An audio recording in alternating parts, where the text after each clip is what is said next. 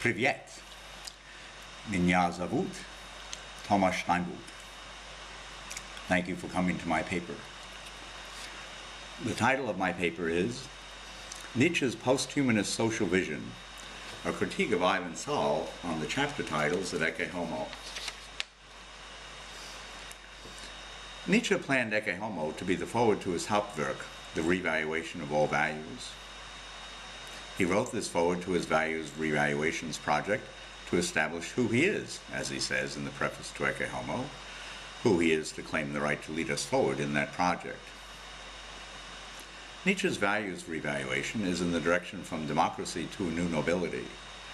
Hence the question of who he is to be in the forefront of leading that revaluation is all important. Or the revaluation in the opposite direction, the direction from aristocratism to democracy, who is revaluating is irrelevant, since by definition, the re-evaluator is every man. From the very opening then, inequality is the presupposition of Ecce Homo, and this is reflected in its notorious chapter titles. What, if anything, can excuse them? Here is what one commentator, Ivan Soll, had to say. Nietzsche's tendency to self-promotion reaches a climax in Ecce Homo, writes Soll, his most sustained appraisal of himself. There, he asks, who before me among philosophers was at all a psychologist? And replies, there was before me no psychology. And he entitles some of his chapter headings, Why I Am So Clever, Why I Am So Wise, Why I Write Such Good Books, and Why I Am a Destiny. While there is certainly a strong element of irony in these titles, they are not meant just ironically. Nor can they be simply dismissed, as they have by some, as products of an immediately preceding mental breakdown. They are, rather, at the crest of a campaign of self-promotion that goes back at least to the genealogy of morals, where Nietzsche writes, the project is to traverse with quite novel questions, and as though with new eyes, the enormous, distant, and so well-hidden land of morality. And does this not mean virtually to discover this land for the first time? There are many indications of this tendency to self-praise, even earlier in Thus Spoke Zarathustra. Soll further stated that Nietzsche's declarations that he never wanted money or women or honors, that he never wanted anything to be different, that he was grateful for his whole life, and that he experienced a great fullness of life were all self-deceptions. Is this then what Nietzsche is saying? I am a success despite everything, and I am grateful for my whole life. Money, women, and honors never meant the least thing to me as they do to so many others. But I do not suffer from the lack of them. I never wanted anything to be different. But who can believe that, Soll asks, and rightly so. Soll has imputed an underlying psychology of competitiveness to these remarks. Nietzsche recognized that he was a failure on many counts and has deceived himself into thinking that he is nevertheless a success by declaring that he does not want what everyone else wants. He is an egotist, in Soll's view, who simply refuses to accept who he truly is. Soll thinks of Nietzsche the way Stanley Kowalski thinks of Blanche Dubois in Tennessee Williams' eviscerating critique of American competitive culture, A Streetcar Named Desire, a great classic of American theater. In the eyes of Stanley, Blanche is an egotist who sets herself above her failures in a refractory defiance of the rules of winning and losing. She lost her family estate and was dismissed from her job as a high school English teacher in disgrace. Yet despite these losing outcomes, she holds on to her sense of self-worth. She sees herself as a flag bearer, leading us to a higher culture, sounding a caution to us not to hang back with the brutes, as she sees Stanley. To her already, the laughingstock and embarrassment Zarathustra says mankind will seem in the eyes of the Übermensch of the future. Blanche feels no loss of respectability even despite her prostitute past. Like Nietzsche, as we shall see, she too is rooted in death and must fight it in herself. Death, the opposite of desire, she reflects. Stanley's rage erupts in raping her. He thinks of himself as common as dirt, and in his mind that means that Stella, Blanche's sister, Her animal attraction to him proves that he'd pulled her down off the columns of the manor house Belle Reve, the southern mansion that the two sisters grew up in. But Blanche is defiant, and the only way to show her who she is by raping her, a loser who is an object for use only. Stanley's rage is the rage of the competitive heels at someone who simply ignores winners, and he very much sees himself as a winner, disregarding their self-importance. In his mind, winning in competition is justification for domination by a proven self of greater importance. But Blanche denies the proof. Judged to be delusional, she is taken away to a madhouse, as also was Nietzsche.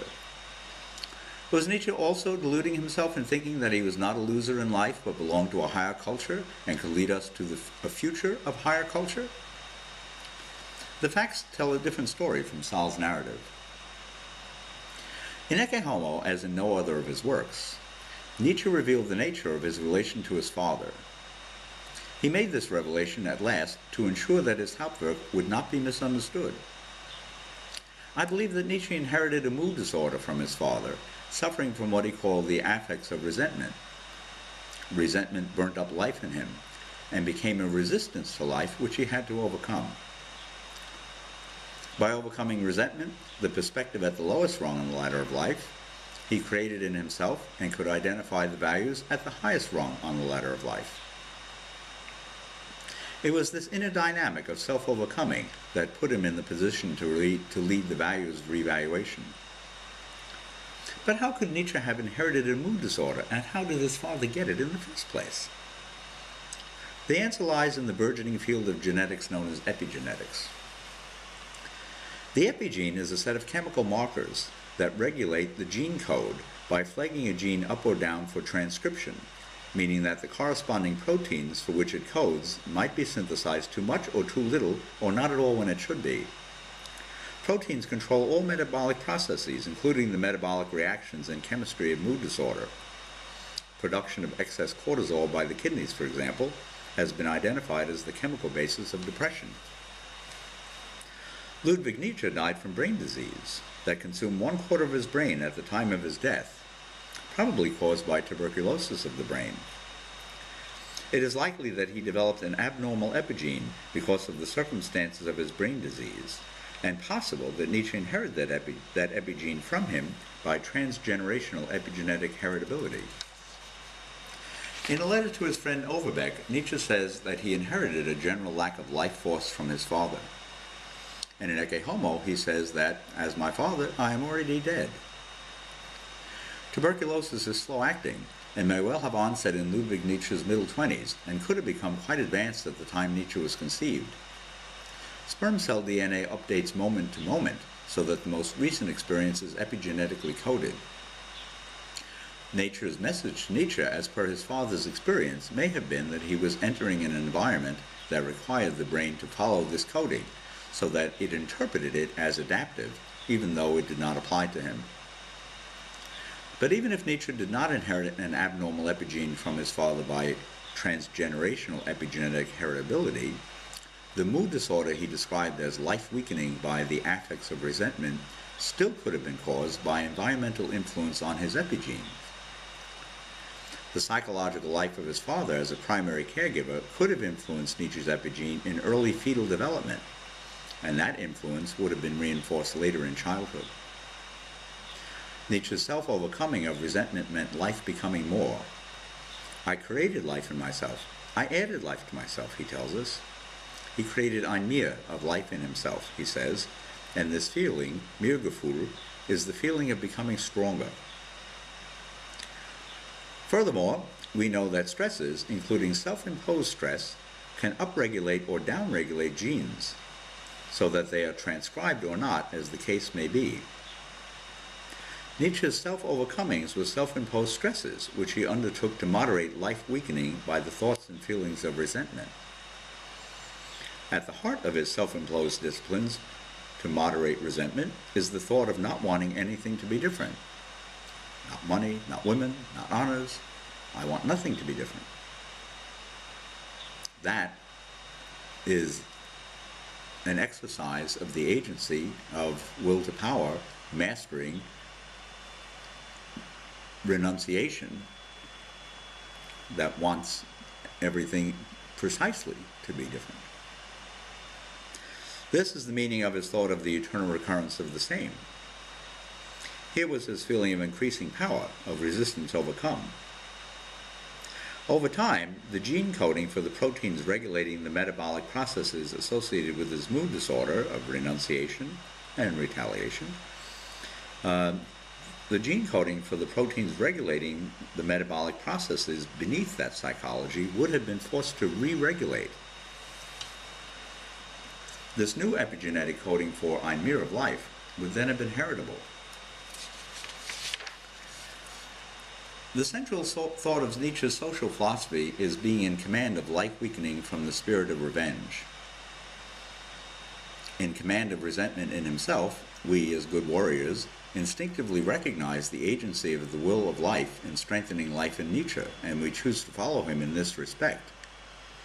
Society, says Zarathustra, Pacy Rousseau, is not a contract, but a search for a commander. The goal of society is self-overcoming. Utility and enlightened self-interest, such as underlying competitive society, are merely forms of self-preservation. From the viewpoint of modern genetic research, we reconstruct a biological basis for this central thought of Nietzsche's social philosophy. We can reconstruct Nietzsche's thought as follows.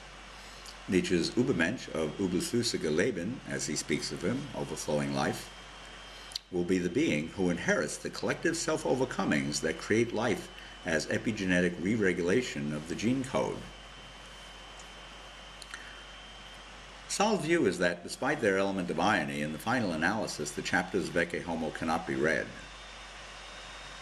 I think they can be read, although not as irony, but as producing the effect of alienation. Their Verfremdungseffekt, as it later came to be called in the critical theory of Bertolt Brecht. Nietzsche is purposely alienating the mass man, who thinks that he is entitled, thinks he is the entitled audience of every address, the mass man. But because he does not have the perspective that mass culture is just mass culture and not truth, truth has no choice but to address the mass man as not entitled to address, once the justification for resorting to the effect of alienation. In the section on famous wise men from Thus Spoke Zarathustra, Zarathustra satirizes the famous wise men as asses who always pull the people's cart, from whence of course derives the people's reciprocating respect for their wisdom, really then respect for their own mass perspective.